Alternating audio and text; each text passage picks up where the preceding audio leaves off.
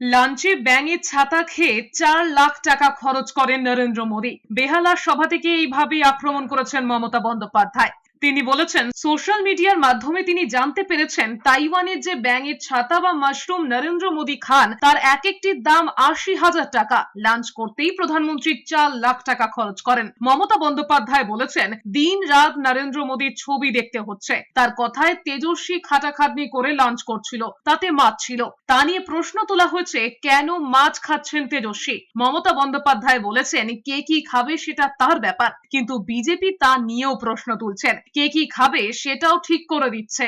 मछली खाता है, मांस खाता है, अंडा खाता है, আমাদের কে খায়গা? বাঙ্কা ছাতা খায়গা? এটা কিন্তু আজকে আমাকে একজন বলেছে, উনি তো খান সত্যি ব্যাঙের ছাতা। আমাদের ব্যাঙের ছাতার 1 টাকা দাম, আর ওনার ব্যাঙের ছাতার একটা লাঞ্চে 4 লাখ টাকা দাম। ক্যালকুলেশন করে বলেছে। তাইওয়ানের ব্যাঙের ছাতা।